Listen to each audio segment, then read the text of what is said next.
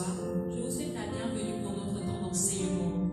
Et j'espère que chacun vient dans sa demeure et que le Saint-Esprit vraiment remplit le lieu où vous êtes en ce moment. Nous allons commencer par passer un temps de louange, dire à notre Dieu que tout ce qu'il fait pour nous, nous avons le droit de lui dire que notre louange lui revient. Alors, disposez vos cœurs, disposez tout autour de vous, afin que nous puissions adorer le Seigneur.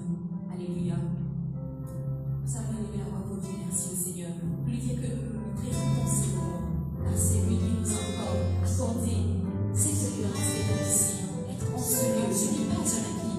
Alors Seigneur, nous te disons merci. Nous te disons merci parce que c'est toi qui nous as emmenés en ce lieu. Oui, Seigneur, c'est toi qui nous a redonné, Seigneur, cette force de nous tenir. Seigneur, l'éternel pour faire monter, Seigneur, en toi. Lever nos bras, Seigneur, Dieu, vers toi.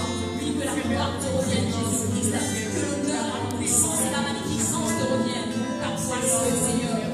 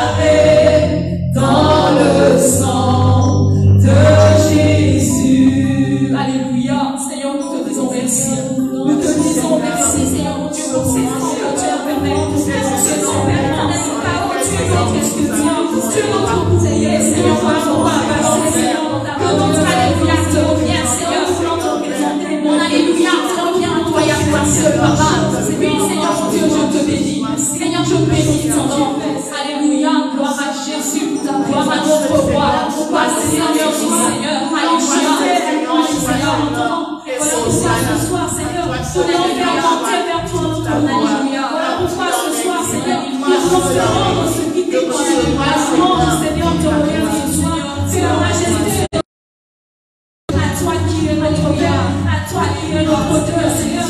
Oui, s'il te plaît, ce soir reçois notre louange, Seigneur. La louange qui t'est due, la louange que tu mérites. Et la louange, Seigneur Jésus. Oh, alléluia, te reviens. Te reviens, toi seul, Seigneur. Mon alléluia t'appartient, notre louange. Mon alléluia te revient, Jésus.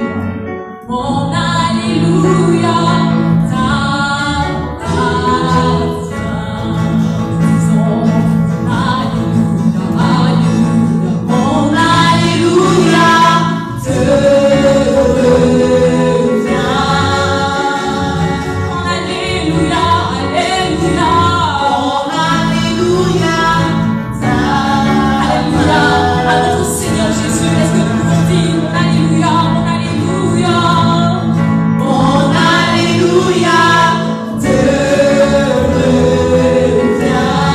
À lui seul soit la gloire, à lui seul soit l'honneur. Mon alléluia t'appartient.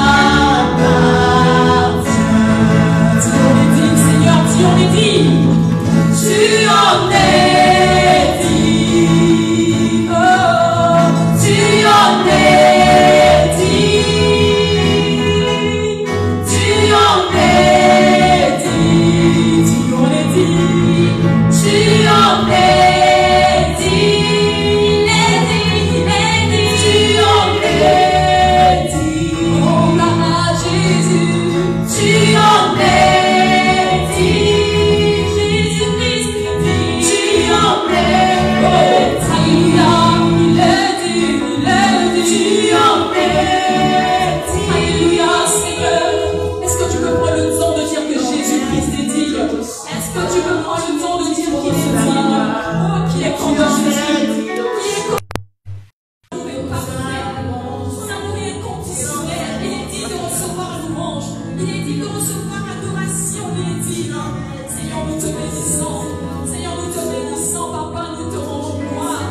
Nous te rendons gloire parce que tu es celui qui est digne. Tu es assis sur ton trône. Tu es assis sur ton trône. Oui, Seigneur, tu en es digne. Notre adoration te revient, Papa. Oui, Seigneur, notre adoration te revient. Oui, Seigneur, mon adoration monte vers toi. Mon adoration monte vers toi parce que tu en es digne.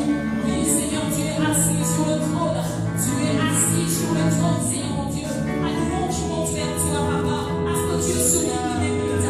Tu mérites la louange, l'honneur, la reconnaissance, Père éternel, parce que tu es le Dieu fidèle, parce que tu es le Dieu juste et bon. Oh, les roches, tu en es digne.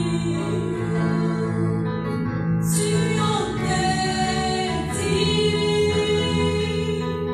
Tu en es digne. Tu en es digne. On y dit. Tu en es digne. Tu en es digne.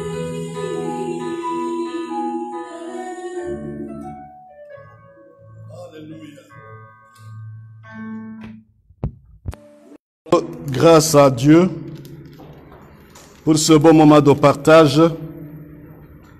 de la parole de Dieu.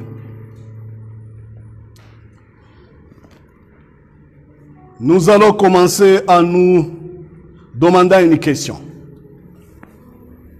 Une question qui n'est pas, ou bien qui est censée ne pas être difficile, mais une question importante. Que faire quand tout va mal? C'est ça notre question d'aujourd'hui. Tu peux essayer de me répondre là où tu es. Que faire quand tout va mal? Comme vous le savez, aujourd'hui, nous n'avons pas besoin de gens qui viennent nous annoncer le pire. Il suffit seulement d'ouvrir les journaux télévision ou écouter la radio. C'est plein des informations qui ne nous disent que le pire, ou bien quelquefois ils disent que le pire est à venir. Mais ce que nous avons besoin aujourd'hui sont des prophètes qui viennent nous aider à comprendre comment vivre victorieux dans les moments difficiles. Comme c'est déjà difficile, nous annoncer encore que c'est trop difficile et que ça va devenir difficile, c'est bon. Mais dis-nous aussi comment faire pour sortir victorieux dans ces moments difficiles. Essayez de demander cette question à un apôtre. J'ai voulu qu'on demande cette question à l'apôtre Paul. Essayons. Je parle à Paul maintenant, même s'il n'est pas ici, mais c'est dans mes pensées. Paul, comment devrions-nous nous comporter dans ce temps difficile? Et imaginez que Paul va me répondre et il va prendre la Bible et ouvrir aux lettres aux Éphésiens, chapitre 4. Lettre aux Éphésiens, chapitre 4, du verset 4 au verset 7. C'est la réponse que Paul va me donner quand je lui pose cette question. Que faire quand tout va mal? Écoutez ce que Paul va dire. Réjouissez-vous toujours dans le Seigneur. Je le répète, réjouissez-vous. Que votre douceur soit connue de tous les hommes. Le Seigneur est proche. Ne vous inquiétez de rien, mais en toutes choses, faites connaître vos besoins à Dieu par des prières et des supplications avec des actions de grâce. Et la paix de Dieu, qui surpasse toute intelligence, gardera vos cœurs et vos pensées en Jésus-Christ. Donc, je demande à quelqu'un une question. Que faire quand tout va mal? Et quand il va me répondre, il va directement dire, réjouissez-vous. Moi, directement, on peut se demander, est-ce que tu présentes ou bien? Tu présentes ou quelque chose ne va pas avec toi? Est-ce que Paul était en train de plaisanter? Que faire quand tout va mal? Et tu commences à répondre par réjouissez-vous. Ça peut être vu comme insensé. Quelqu'un qui ne prend pas soin de mes souffrances, qui ne voit pas mes tristesses. Est-ce que Paul connaissait ce qu'il disait? Est-ce qu'il vivait dans son monde? Est-ce que c'est-à-dire qu'il était déconnecté des réalités de la vie? Est-ce que vraiment il pouvait être joyeux? Est-ce que c'est possible de me réjouir alors que toute chose semble aller mal? Réjouissez-vous. Non, c'est impossible parce que cela fait déjà quelques mois que cette pandémie dévastatrice a frappé le monde. Et toi, tu me dis de me réjouir. Qu'est-ce que tu veux me dire? La pandémie a anéanti une grande partie de ce monde. Et tu me dis encore de me réjouir. Comment est-ce que je peux le faire? Est-ce que au moins toi, tu comprends ce que tu es en train de dire? Tu dis aux femmes et aux hommes de se réjouir alors que la vie est bouleversée par ce désastre. Tu nous dis de nous réjouir. Sérieusement, est-ce que tu peux avancer cette idée? Comment suis-je censé de me réjouir quand il n'y a plus de quoi manger à la maison? Puis-je obéir à cet ordre, cette commande, lorsque des personnes que je connais sont en train de souffrir? Je viens de perdre ma mère, je viens de perdre mon travail. Mes enfants n'iront plus à l'école, je n'ai pas de moyens. Mes affaires sont arrêtées. Je suis censé voir le médecin demain ou après-demain. J'ai peur de ce qui va se passer. Et toi, tu me dis, réjouis-toi. Tu nous dis de nous réjouir. Et c'est possible. Réjouissez-vous en effet. Mais je comprends ta réaction. Vraiment, je comprends ta réaction. Quand tu me dis, je ne peux pas. Il faut bien comprendre, quand Paul a prononcé ces mots, réjouissez-vous, il voulait dire quoi? Je voudrais qu'avant de rejeter cette idée complètement, il faut d'abord comprendre que celui Il a écrit ça lorsqu'il était en prison. Il était un prisonnier. Mais c'est lui qui écrit en disant « Réjouissez-vous ». Comment est-ce qu'un prisonnier peut même prononcer les mots pareils? Il a écrit ces mots sans savoir s'il va sortir de prison. Il ne connaissait pas ce qui va se passer à sa vie. Il ne savait pas s'il allait mourir décapité. Mais il a écrit quand même. C'est-à-dire qu'il avait un secret, et c'est ce secret-là que nous voulons révéler aujourd'hui. Paul savait beaucoup ce que c'est la souffrance et la privation, plus que nous tous réunis, inclus même toi et ta famille. Donc si tu veux rejeter cette idée, il faut au moins comprendre que celui qui a dit ça, réjouissez-vous, savait très bien la souffrance que c'est. Il n'était pas naïf, il n'était pas ignorant. C'est quelqu'un qui connaissait ce que c'est le chagrin. C'est quelqu'un qui connaissait ce que c'est la tristesse. Parce qu'il en avait fait l'expérience plusieurs fois. Mais il continue à dire, réjouissez-vous. Quelle est la source de cette joie? Pourquoi Paul a pu dire ça? Il faut comprendre très bien. Celui qui a dit ça a aussi souffert. Mais c'est évident que Paul, en nous disant de nous réjouir, il ne faisait pas allusion à l'expérience de ce monde. Il ne faisait pas allusion à l'expérience qui sont liées à nos circonstances extérieures. Parce que nos circonstances extérieures changent. Et quand notre joie est juste fixée ou bien liée à nos expériences extérieures, quand les expériences changent, notre joie aussi va disparaître. Alors si quelqu'un est en prison et il dit réjouissez-vous, c'est-à-dire qu'il a trouvé une source de joie. Une source de joie qui est toujours constante. Paul connaissait ce qu'il disait. Alors je voudrais qu'on relit encore ce qu'on a dit. Parce que je me suis arrêté sur réjouissez-vous. Mais Paul n'a pas dit juste réjouissez-vous, mais il a dit réjouissez-vous toujours dans le Seigneur. C'est là d'où vient la différence. Je le répète, réjouissez-vous. On peut souligner le mot dans le Seigneur, parce que c'est là où se trouve la différence.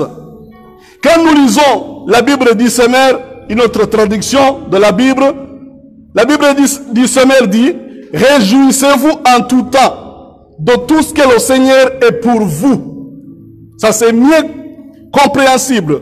Oui, je le répète, soyez dans la joie. Donc quand nous disons réjouissez-vous, c'est pas juste une joie de ce monde, mais c'est se réjouir dans le Seigneur. Commençons donc là, avec Jésus-Christ.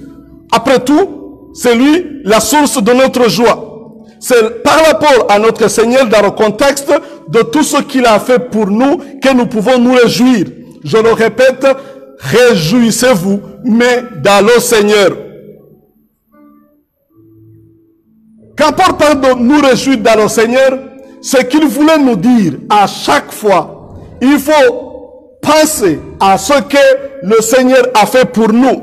C'est lui qui nous a sauvés, c'est lui qui a versé son sang pour nous, c'est lui qui a promis de ne jamais nous abandonner.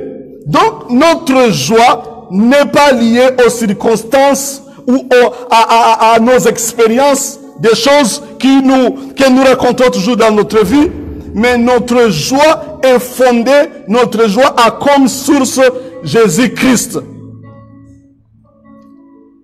Donc on peut dire alors, réjouissez-vous. Paul ici ne fait pas allusion à la joie, il s'en fout. Si tu es joyeux, que tu lèves tes bras, il s'en fout. Si c'est juste la musique, non. Ce que Paul regarde, c'est ce qui concerne seulement le motif ou la raison de notre joie. Le motif ou la raison de notre joie. Pourquoi nous réjouir? C'est parce que nous connaissons Jésus-Christ comme notre Seigneur et Sauveur. Donc, il y a un sens quand Paul déclare Jésus est notre joie. Que nos cieux soient éclairés que nous soyons menacés de nuages ou d'obscurité, notre Seigneur Jésus-Christ est toujours le même et nous allons nous réjouir pour toujours. En toutes circonstances, peu importe la douleur ou la plaisir, notre joie est constante parce que sa source aussi est constante. Alléluia. Ça, c'est la première des 3 exhortations. Réjouissez-vous toujours et réjouissez-vous dans le Seigneur. Encore une fois, je dirais, réjouissez-vous. Mais c'est se réjouir dans le Seigneur. Qu'est-ce que ça veut dire alors? C'est très difficile pour quelqu'un qui n'a pas reçu Jésus-Christ comme son Sauveur et Seigneur de trouver la joie quand les temps sont difficiles. Parce que son expérience est fondée sur ses expériences. Alors si ces expériences sont foutues, lui aussi en même temps, il va perdre sa joie. Mais notre joie a comme source Jésus-Christ et l'œuvre qu'il a fait pour nous sur la croix. Puisque Jésus-Christ est ressuscité et il vit pour toujours, notre joie aussi est toujours constante et notre joie est éternelle. C'est la première exhortation. C'est la raison qui a poussé Paul à se réjouir alors qu'il était en prison. Alors il nous dit aussi, réjouissez-vous dans le Seigneur. Cela c'est pour les gens qui ont déjà la connaissance de Christ. Les gens qui ont accepté que Christ ait une place dans leur cœur. La deuxième exhortation que Paul donne, je pourrais résumer à ces mots. Et toujours une vie pleine de douceur. Alors, quelle est la question ici? Comment garder cette joie? Oui, nous avons la joie en Christ. Ça, c'est déjà acquis. Mais Satan, comme il est toujours opposé à tout ce qui nous vient de Christ, il va aussi s'opposer à notre joie. Et ici, on va voir dans quelques mots comment est-ce que nous pouvons garder cette joie. Paul nous exhorte à avoir toujours une vie pleine de douceur. Le verset 5, voilà ce que la Bible dit. Que votre douceur soit connue de tous les hommes. Le Seigneur est proche. La Bible du Samuel dit, faites-vous connaître par votre amabilité envers tous les hommes. Le Seigneur est proche. Qu'est-ce que la Bible veut nous dire ici? Son mot traduit douceur dans la Bible Louis II et traduit comme amabilité dans la Bible du Samuel. Il y a des interprètes qui traduisent son mot et qui suggèrent l'idée de la modération ou l'idée de la générosité. Quand les choses vont mal, quand c'est trop difficile dans la vie, on a tendance toujours à nous regarder nous-mêmes. On a tendance à oublier les autres.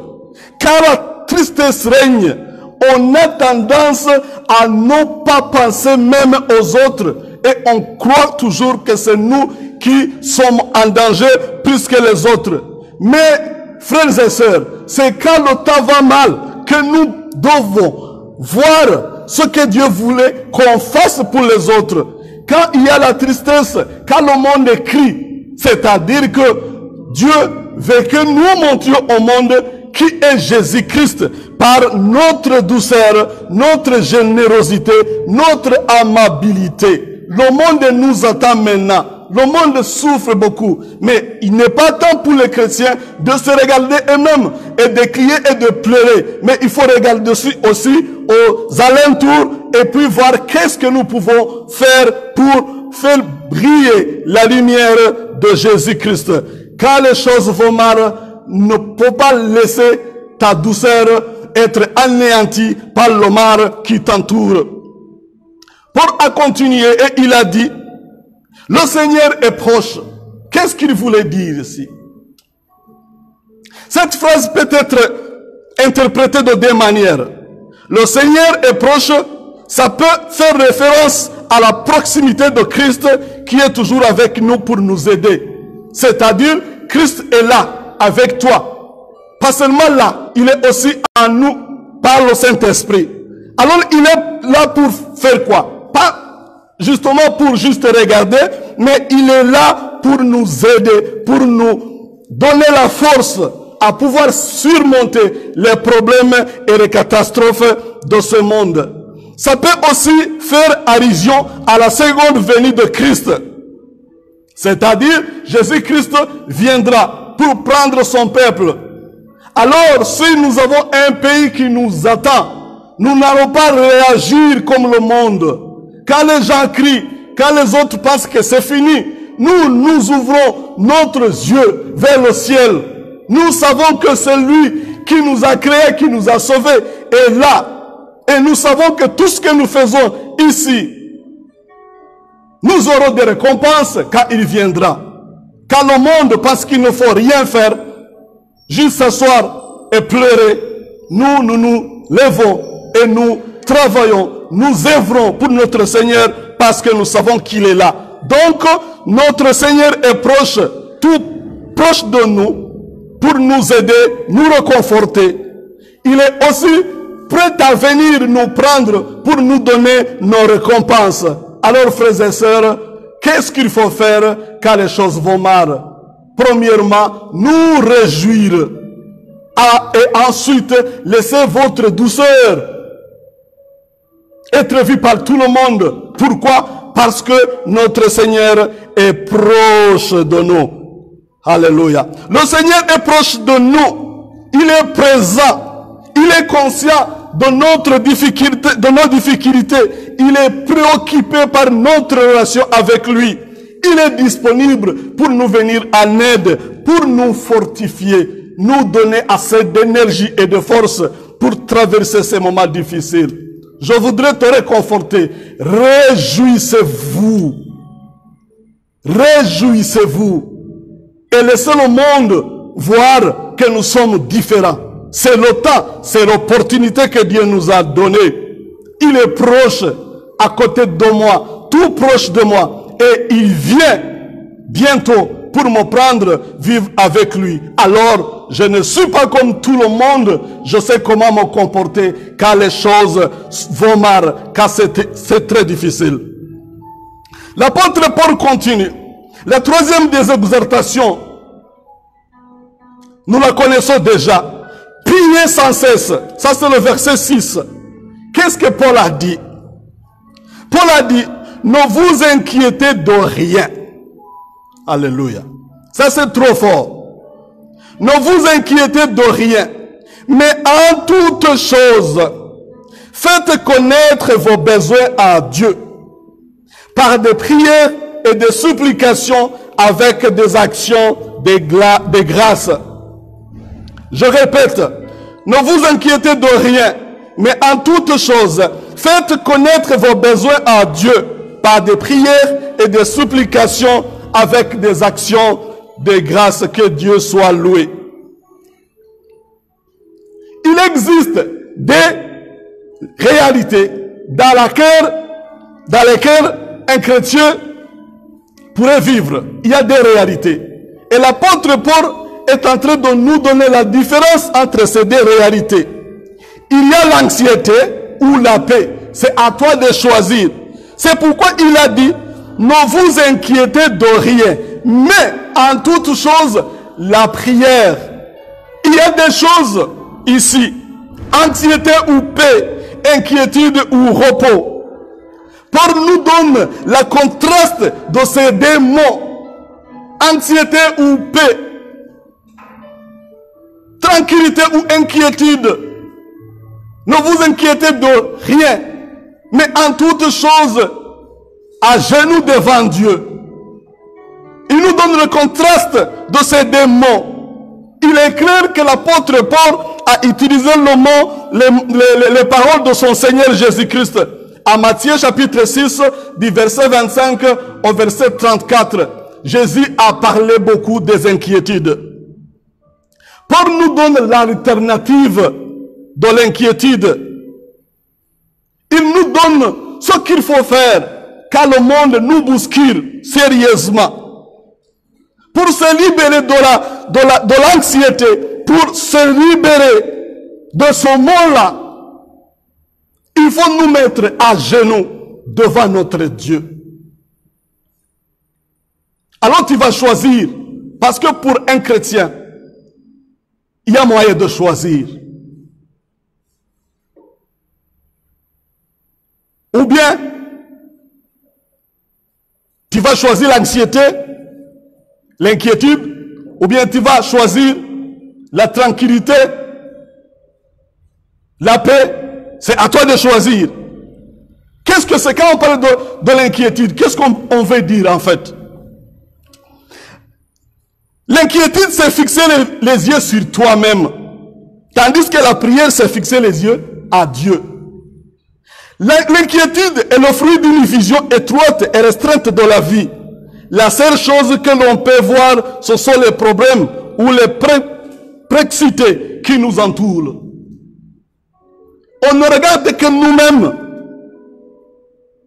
Nos yeux sont bandés. On ne peut pas trouver la réalité. On ne peut pas écouter la voix du Créateur. On ne sait que dire, que c'est trop difficile. La prière est le fruit d'une vision large et expansive de la vie dans laquelle Dieu est si grand que tout le reste, même nos pires. C'est ça la prière. Quand tu pries, tu as une vision large. Dieu va expandre comment tu vois les choses. Et la première des choses qu'il va faire, c'est te laisser voir combien il est grand, combien il est supérieur, combien il est de loin supérieur à tes problèmes, donc à tes inquiétudes. Quand on est dans la prière, l'inquiétude va disparaître et va se réduire à l'insignifiance parce que notre Dieu est supérieur à tout. L'inquiétude ne lève jamais les yeux au-dessus de nos problèmes, de nos situations et de nos circonstances. La prière, au contraire, lève les yeux au-dessus, au-delà de vous-même, vers Dieu et sa puissance. L'inquiétude se tourne vers soi. Chaque personne veut résoudre ses problèmes. Quand ça lui dépasse, alors c'est là où on commet le suicide, parce qu'on ne parvient pas à s'en sortir. La prière, c'est se tourner vers Dieu pour endurer les problèmes. Il peut enlever les problèmes, mais il peut aussi te donner la force et la puissance d'endurer les problèmes. Lorsque tu es anxieux, lorsque vous êtes anxieux, votre situation ou vos problèmes vous contrôlent. C'est ça le problème. Tu ne vois plus ce qui peut se passer. Pas d'issue. Tu es coincé parce que tu voulais résoudre ces problèmes et ça se dépasse. Et je crois que Dieu a voulu montrer au monde que nous sommes que des humains. Avec notre technologie, nous sommes toujours limités. Avec notre connaissance et science, nous sommes toujours des humains. On peut aller et arriver à la lune, mais toujours on est humain. Alors nous les chrétiens, nous ne regardons pas nous-mêmes, parce qu'il y a des situations qui nous dépassent, mais notre Dieu est puissant, et il est capable, et il est là le Créateur. Lorsque vous êtes anxieux, vous acceptez que les problèmes, je ne dis pas qu'il n'y a pas de problème, mais lorsque vous acceptez que cette inquiétude vous domine, donc vous donnez la souveraineté aux problèmes, vous investissez en eux un pouvoir et une autorité pour façonner votre vie. Lorsque vous vous inquiétez trop, les problèmes vont commencer à vous contrôler. Vous allez toujours vous inquiéter même des choses à venir et tu ne connais même pas ce qui va venir. J'ai entendu des gens commencent déjà à planifier et à réfléchir et à toujours imaginer le pire qui va arriver. Et il y en a ceux qui ne seront pas capables même de sortir de leur maison parce qu'ils pensent que le pire les attend à l'extérieur. C'est ça l'inquiétude. L'anxiété, ce sont des résultats. L'anxiété est une préoccupation concernant des circonstances que vous ne pouvez pas contrôler. Mais écoutez-moi bien, la prière est la confiance en Dieu qui contrôle vos circonstances. La prière est la confiance en Dieu qui contrôle vos circonstances. L'anxiété est l'expression de la peur. La prière est l'expression de la foi. Paul nous a donné les contrastes pour comprendre le pourquoi il a dit « Ne vous inquiétez de rien ». Mais il n'a pas dit seulement « Ne vous inquiétez de rien ». Il fallait qu'il nous donne qu'est-ce qu'il faut faire alors. C'est ça qu'il va expliquer. La prière. La prière. Mais qu'est-ce que Paul... Quand Paul nous a donné toutes ces exhortations, il a commencé aussi à nous montrer les conséquences de cette joie, les conséquences de la prière. Qu'est-ce qui va en sortir?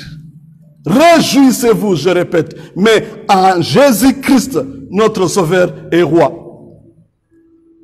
Faites connaître à tout le monde votre douceur, votre générosité, amabilité. Nous sommes la lumière du monde. Nous sommes le sel du monde. Le monde nous attend, même quand c'est trop difficile. Ne vous inquiétez de rien, parce que l'inquiétude ne va rien résoudre. Mais mettez-vous à genoux et appelez notre Dieu, qui est de loin supérieur à nos problèmes. Lui, il savait, il contrôle tout ce qui se passe maintenant. Tout ce que tu es en train d'endurer, il connaît très bien. Et quelles seront les conséquences de suivre les exhortations de Dieu? La paix. La paix que tout le monde cherche est un secret, est un mystère que le monde ne pourra jamais te donner.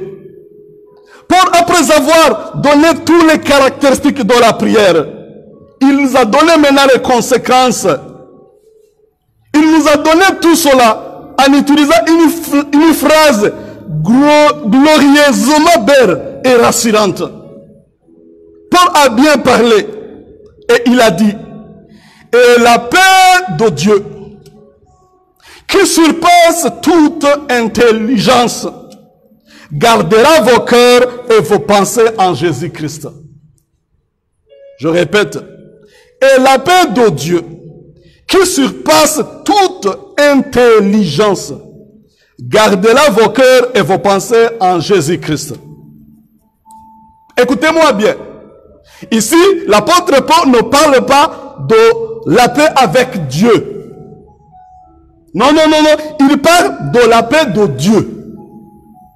Bien sûr, c'est présupposé que pour avoir la paix de Dieu, il faut toujours être en paix avec Dieu. Mais ici, il parle de la paix de Dieu. C'est-à-dire ce que Dieu est, ce que Dieu a, ce que Dieu appelle la paix, c'est ça qu'il va nous donner. Ça, c'est glorieux.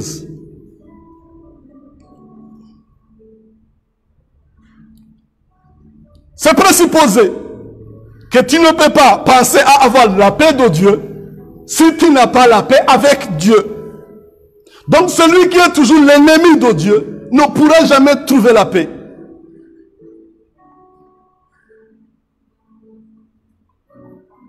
Il pourra trouver peut-être la paix quand on dira c'est fini, la pandémie est finie, il n'y a plus de guerre.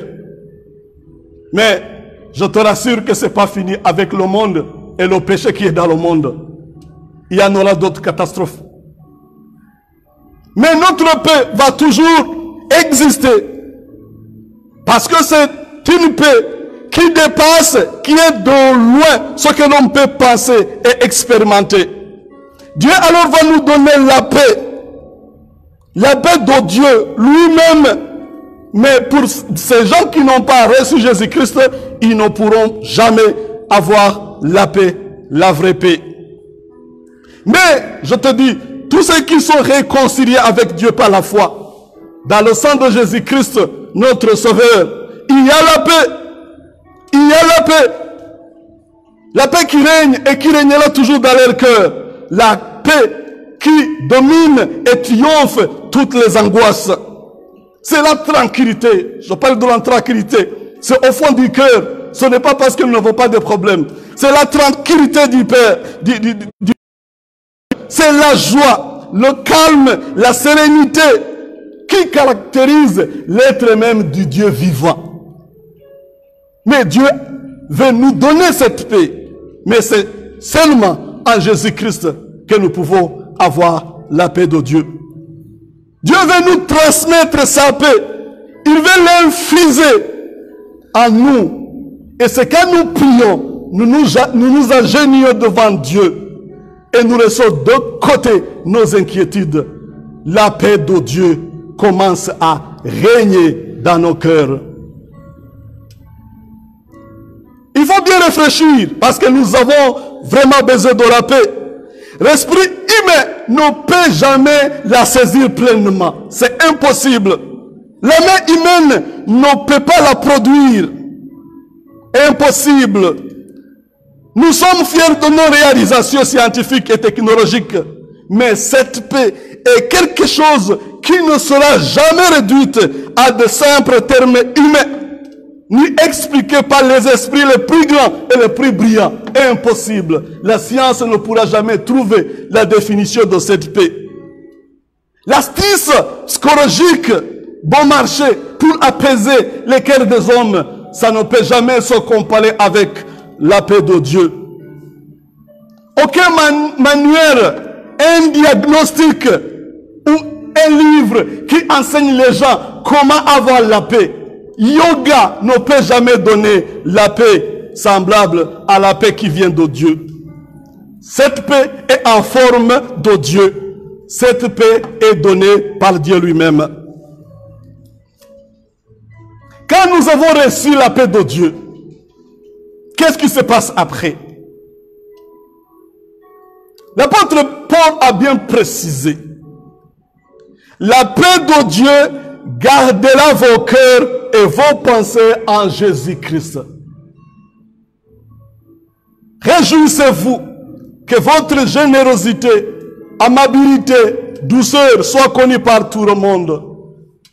Ne vous inquiétez de rien, mais allez devant Dieu et priez. Et Dieu va vous donner sa paix, sa tranquillité, la sérénité, le calme à l'intérieur. Ce qui pousse l'apôtre Paul à écrire « Réjouissez-vous » car il était en prison. Qu'est-ce qu'il a dit comme conséquence encore? Il a dit « La paix de Dieu gardera vos cœurs et vos pensées en Jésus-Christ ».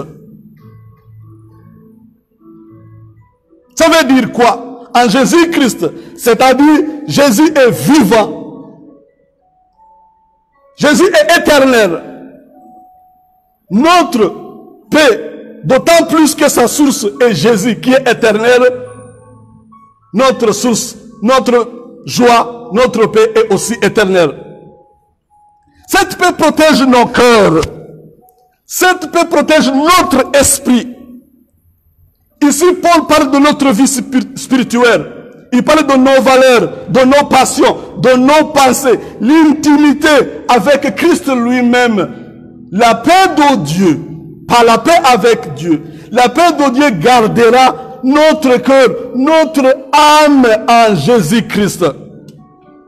Spirituellement parlant, si je peux dire, jamais Dieu ne permettra à ses enfants d'être vaincus par Satan spirituellement. Nous sommes plus que vainqueurs en Jésus-Christ. Mais il ne faut pas s'induire en erreur. Ce que Paul dit ici, par la prière, nous recevons la paix. Mais il ne dit pas que tout ce que nous avons demandé va s'accomplir immédiatement. Non. Parce qu'il a dit, la paix de Dieu gardera vos cœurs en Jésus-Christ. Il n'a pas dit, tout va se passer comme nous le voulons. Non, c'est pas ça. Il ne dit pas que toute demande recevra une réponse précise de la manière dont nous les avons formulées. Non, c'est pas ça. Il ne dit pas que les problèmes, la douleur qui ont causé l'anxiété et l'inquiétude disparaîtront soudainement. Non, ce n'est pas ça qu'il a dit. Mais qu'est-ce qu'il a dit alors? Il a dit que notre Père Céleste qui nous aime, il va garder notre cœur, notre esprit en Jésus-Christ pendant que nous affrontons et endurant, persévérant dans les problèmes et passant victorieusement comme des vainqueurs. Il n'a pas dit que tout va se passer, mais il va nous donner la force, la puissance. Il va nous rendre capables d'endurer patiemment.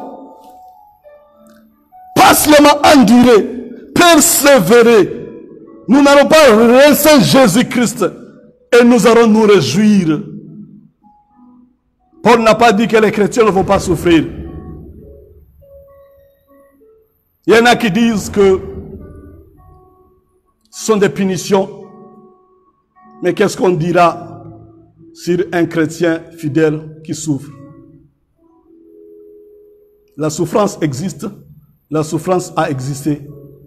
Paul qui a écrit était en prison. Il a fait expérience de grands malheurs. C'est pourquoi il a dit, sous la direction et l'inspiration du Saint-Esprit, la paix de Dieu gardera vos cœurs en Jésus-Christ. Qu'est-ce qu'il faut faire quand les choses vont mal? C'était notre question. J'ai répondu comme Paul, réjouissez-vous. Mais je le répète, la réponse est bonne. Mais réjouissez-vous toujours dans le Seigneur. Je le répète, réjouissez-vous. Je le répète, réjouissez-vous, mais dans le Seigneur, celui qui nous a sauvés, celui qui nous a secourus, notre roi, notre sauveur. Les autres vont attendre la joie. Peut-être quand on va ouvrir les boîtes de nuit, quand on va ouvrir les stades de football, ils vont se réjouir. Mais ça va se refermer encore un jour et leurs joies vont disparaître encore. Mais notre joie est constante parce que sa source est l'œuvre de Christ sur la croix, le ressuscité, notre Seigneur. Laissez votre amabilité, votre douceur soit connue de tous les hommes. Le Seigneur est proche. Nous continuons à faire du bien. Nous continuons à vivre une vie digne des enfants de Dieu. Le Seigneur est proche. Tout proche de moi pour m'aider, pour me fortifier. Et il est aussi prêt à venir nous prendre et nous amener dans un lieu chez lui, là où il n'y a plus de souffrance, pas de pandémie, pas de maladie, pas de tristesse, pas de malheur, pas de mort. Alors nous avons de quoi nous réjouir, mes frères et sœurs. Ne vous inquiétez de rien, mais à toute chose, faites connaître vos besoins à Dieu par la prière et d'explication, avec des actions de grâce. Et la paix de Dieu, qui surpasse toute intelligence, gardera vos cœurs et vos pensées en Jésus-Christ. Que Dieu vous bénisse. Amen.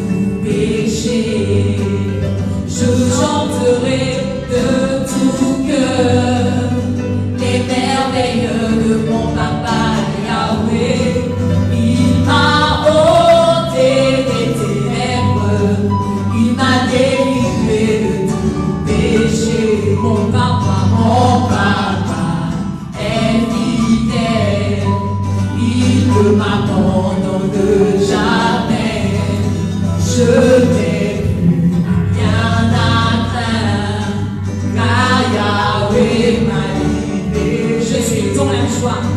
suis dans la joie, une joie immense que je suis dans la détresse, car Yahweh m'a libéré. Je suis dans la joie, je suis dans une joie immense, car il m'a racheté, une joie immense, je suis dans la détresse, car Yahweh m'a libéré.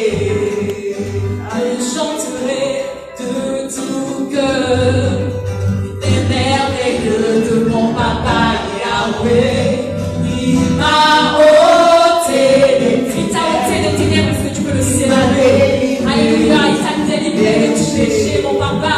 Mon papa est fidèle, il ne m'abandonne jamais. Je n'ai plus rien à craindre, car Yahweh m'a libéré. Je suis dans la joie, une joie immense.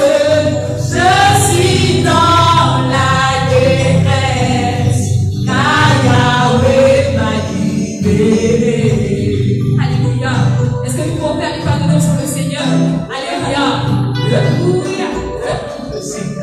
Sa joie, sa paix dépasse toute intelligence.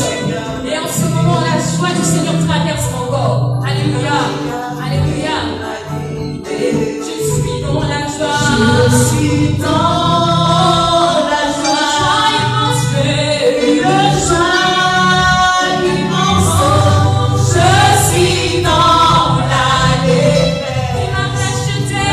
Yahweh m'a libéré. Je suis dans la joie. Je suis dans la joie. Une joie immense. Une joie immense. Je suis dans la détresse, car Yahweh m'a libéré. Oh, merci Seigneur. Merci Dieu, merci pour la joie. Merci Seigneur. Merci Seigneur. Alléluia. Alléluia. Alléluia. Merci Seigneur. Merci Papa. Merci Seigneur. Merci t'a racheté. Alléluia Seigneur. Alléluia Père, ta joie remplit Seigneur mon Dieu ces personnes. Ta joie remplit Seigneur mon Dieu ton peuple. Oui, ta joie Seigneur mon Dieu. Car c'est Seigneur mon Dieu que parce que ta joie c'est l'esprit de Dieu dans ta vie. Quand tu mets la prière de Seigneur, c'est pour toutes les choses Seigneur mon Dieu. Nous faisons toutes les choses Seigneur. Mais pour toutes les choses Seigneur, nous faisons toutes les choses. Non Seigneur Père, ça va. Et Seigneur Seigneur, comme l'apôtre Paul, Seigneur mon Dieu, tu nous connais en blanc. Tu nous connais en bleu. Seigneur, tu sais déjà. La Église, la paix, c'est non. La paix, c'est non. La puissance, Seigneur. Maintenant, Seigneur, parce que notre joie, Seigneur, c'est la joie. En toi, Jésus-Christ, Seigneur. Jésus-Christ, tu es la source éternelle. Parce que tu es la source éternelle. Parce qu'il t'a racheté. Seigneur, je te remercie. Nous te bénissons, Seigneur. Je merci, Seigneur Jésus, parce que tu es vraiment ton Dieu. La gloire te revient, Seigneur, parce que tu es la joie. Je prie, Seigneur, devant les personnes qui avaient des réponses de paix, avec ce joie, Seigneur. Que toi, Seigneur, t'as brûlé. Que tu touches leur cœur, Seigneur. Que tu touches leur cœur. Que tu touches ta paix dans leur cœur. Seigneur, les Écritures de ton Seigneur, Seigneur, je t'en supplie, Seigneur, que cette joie ne se chante pas seulement, Seigneur, et que cette joie se vive, que cette joie se vive, et que Seigneur, dans ce lieu, merci, Seigneur, de l'élection, Seigneur, parce que tu réponds, parce que tu réponds, Seigneur, parce que tu réponds, Seigneur, nous te disons merci, Jésus, merci, Père éternel, conduis-nous, Seigneur, et fais de toi, conduis-nous, Seigneur, et fais de toi, Père, que nous puissions bénéficier de cette paix. Oui, Seigneur, nous te bénissons. Nous te bénissons, Seigneur Jésus. Seigneur, je voudrais te bénir de mon grâce pour ces temps que nous avons passés dans ta présence. Papa, la parole déclare, de ton départ, Seigneur, oh, mieux que mille ailleurs. soit le plus merveilleux, Seigneur, de ta présence. Alors, Père, je prie que cette parole s'inscrive sur le table de nos cœurs et que toi seul puisse être le consommateur de notre foi. Que la gloire, la puissance, la majesté, Seigneur, te revienne. À toi et à toi seul. Au nom puissant de Jésus, nous avons prié. Amen. Amen. Bonsoir, peuple de Dieu.